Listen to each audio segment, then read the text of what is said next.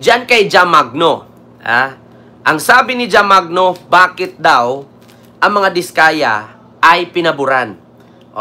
Kasi kung hiningi lang, mga kababayan, ni Marcoleta, ang 2016 onward sa mga diskaya, ito po sana ang malalaman niya, mga kababayan. Kita ninyo, ito sana ang malalaman niya. Ito po ay hearing din po ito.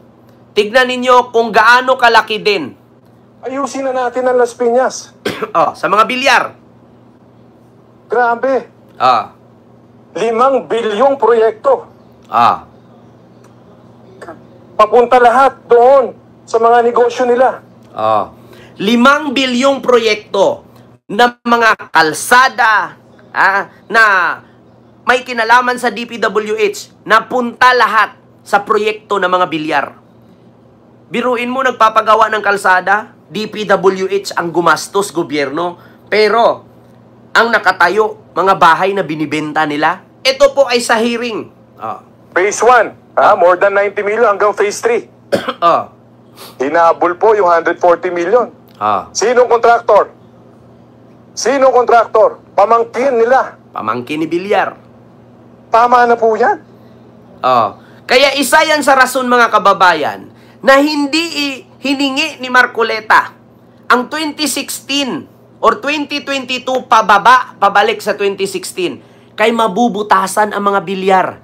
Biruin mo, 5 billion project na punta sa negosyo ni Bilyar. Pera ng bayan yun, panggawa ng kalsada. Gagawaan mo ng kalsada tapos yung gilid, house and lot mo. Sinong kontraktor? Pamangkin nila.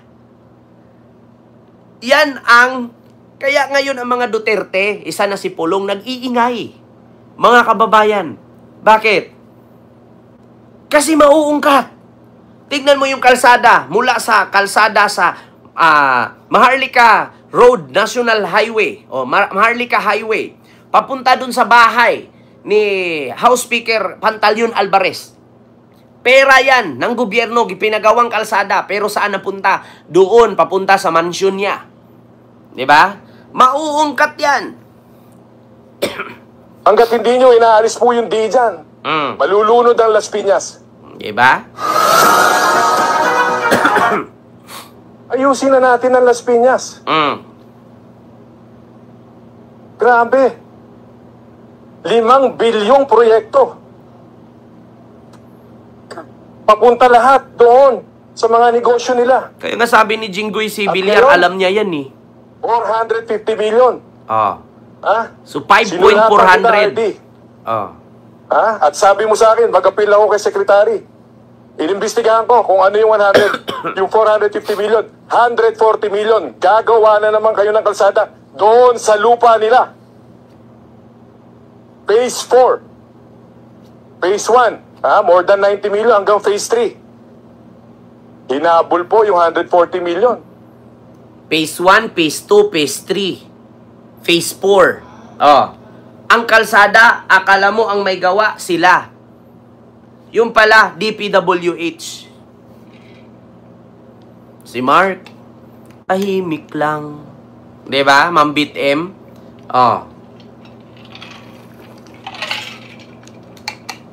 Akala mo yung paggawa sila, galing sa pundo nila. DPWH pala. Tapos yung mga bahay sa gilid-gilid, tapos isasara nila yung kalsada, sabihin private yun. Pero yung kalsadang pinagawa, DPWH pala yun. Kita nyo? Ganyan ang nangyari sa bahay ni Pantaleon Alvarez. Mula sa National Road, paakyat sa bundok papuntang mansyon, pondo ng DPWH. Kinunika na naman another pondo naman papunta dun sa harap ng mansyon niya. Pondo pa rin sa DPWH. So, sino ang nakakapunta doon? Siya lang din ang dumadaan. Siya lang din ang pumapasok. Kasi mansyon na yung dulo, wala namang ibang nakatira doon. Property niya yun. Pwede naman niya isara yun. Private property. Diba? Kahit pa pagtatayuan niya ng maraming bahay yun, harap ng kalsada, lupa niya yun. Pagawa ka ng malaking bahay sa bundok, tapos ang papunduhin mo ng kalsada mo, gobyerno. Siniwalat yun ng anak ni Alvarez. Sabi nga niya, questionable pa din daw yung mansyon ng tatay niya kasi saan galing yung halagang napakamahal na mga kagamitan dun sa mansyon. Yeah. Wala naman sila negosyo. Yeah. Yun ang totoo, mga kababayan. 'Di ba? Kaya sabi ni Jam Magno, dapat hindi ka bias. Kung ano yung galit mo sa ABS-CBN noon, dapat mas galit ka pa sa mga diskaya ngayon. Kasi ang ABS-CBN hindi nagnakaw, hindi lang nakabayad ng tax. Ang diskaya, nagnakaw sila sa pera ng taong bayan. Ganun po yun, mga kababayan. Kita ninyo? Oh, yun yung mga bilyar, kita ninyo, mga kababayan. Gaano kalaki? 5 billion proyekto na punta lahat sa mga negosyo ng bilyar, according dito sa post. Lupit, bayan gumasto sa daanan nila. Ito po, mga kababayan. Sino po nakakilala Phase dito? Sa kanya. Phase 1, more than 90 million hanggang Phase 3. Hinabol po yung 140 million. Sinong kontraktor? Sinong kontraktor? Pamangkin nila. Tama na po yan. Paki-comment, mga kababayan, kung sino po ito. Hindi ko po siya kasi kilala. Ano po ba to siya? Kongresista po ba to sa Las Piñas? Yung nagreklamo? Ayusin na natin ang Las Piñas. Si Kong Santos. Ayan, Mark Grabe. Enzo McLaren, may club shoutout po. 5 bilyong proyekto. Papunta lahat doon sa mga negosyo nila. At ngayon, 450 million. Congressman Mark Santos, Sinulatan binulgar kita, niya. RD. At sabi mo sa akin, mag-appeal ako kay Secretary. Inimbestigahan ko kung ano yung 450 million. 140 million. Gagawa na naman kayo ng kalsada doon sa lupa nila. Naku. Phase 4. Pulong Phase 1, gisyot man, hello more po. than 90 million hanggang Phase 3. Hinabol po yung 140 million. Kita Sinong ninyo. kontraktor? Sinong kontraktor? Pamangkin nila. Tama na po yan. Hanggat hindi nyo inaalis po yung D dyan, malulunod ang Las Piñas.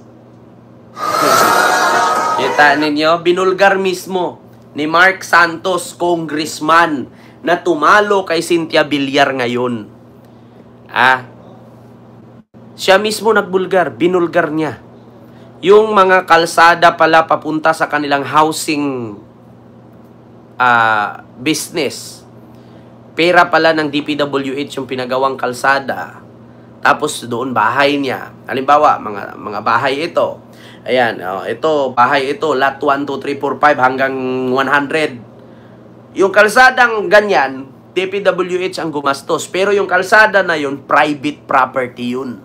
Kaya nga sabi ko sa inyo, mga kababayan, yung ibang mga bilyonaryo, trilyonaryo na mga negosyante, hindi po yan pumasok sa politiko para magnakaw. Pumasok sila sa politiko para proteksyonan ang kanilang negosyo. Yan ang totoo. Di ba?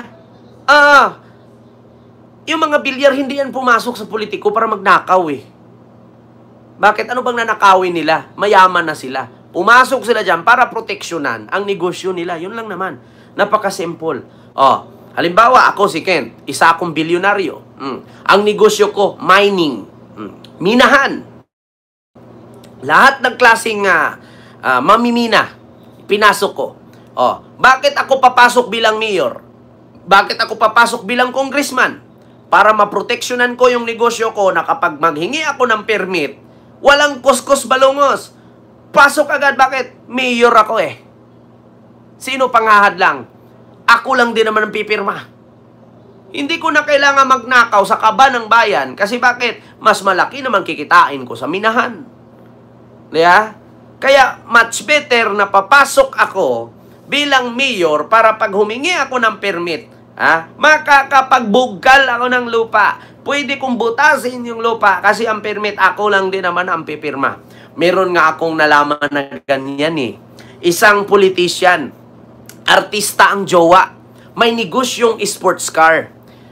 Nung una daw, humingi daw ng permiso sa isang mayor na magtayo ng business sa isang syudad, no?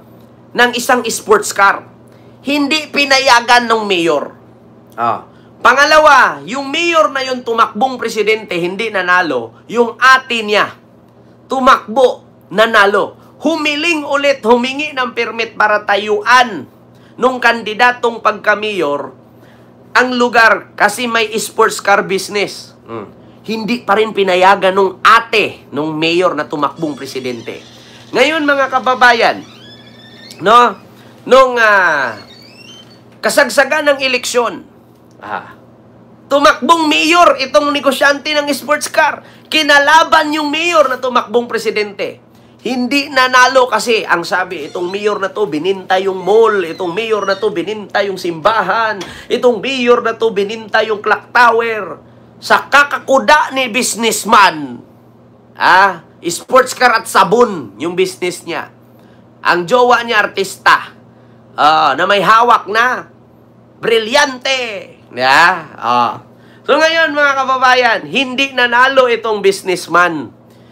Ang nanalo yung mayor noon na tumakbong presidente na hindi nanalo, naging mayor ulit ngayon. Di ba? Bakit nga siya papasok pagiging mayor? Kasi nga, ilang beses humingi ng permiso, hindi pinagbigyan. Kaya kung hindi mo ko pagbigyan, tatakbo akong mayor para mapatayuan ko ng business dyan. Di ba? Kita ninyo? Ganon yun.